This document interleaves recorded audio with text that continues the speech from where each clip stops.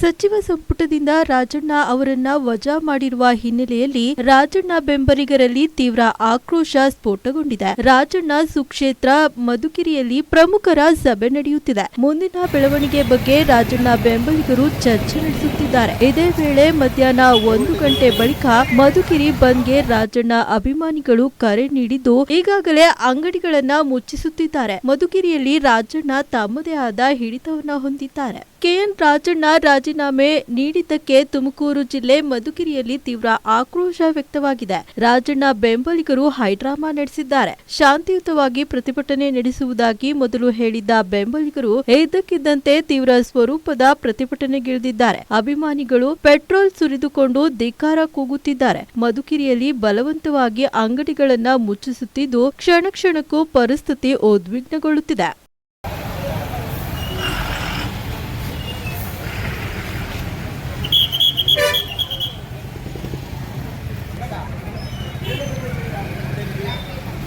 ಬೇಡವಾ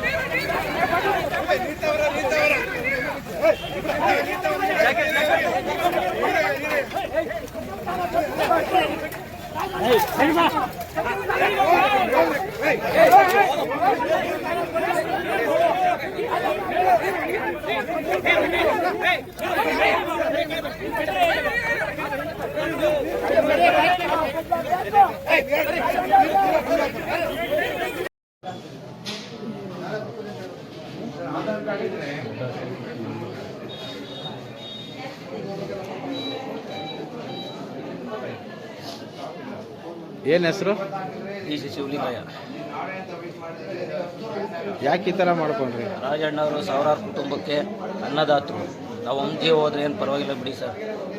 ಸಾವಿರಾರು ಜನ ಪಾಪ ಇಂಥ ಬಡ ಬಗ್ರ ಬಗ್ಗೆ ಯೋಚನೆ ಮಾಡೋದನ್ನೇ ವಜಾ ಮಾಡ್ಯವ್ರು ಅಂದರೆ ಏನು ಅರ್ಥ ಇದ್ರು.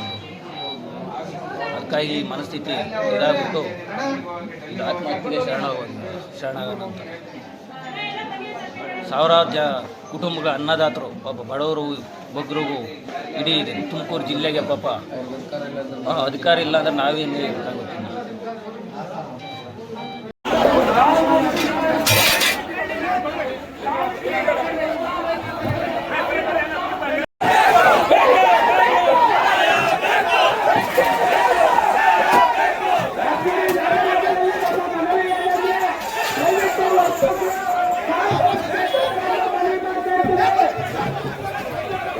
ಯಾವ ಕಾರ್ಯಕರ್ತರು ಕೂಡ ಕಾನೂನನ್ನು ಕಂಡುಕೊಳ್ಳಲು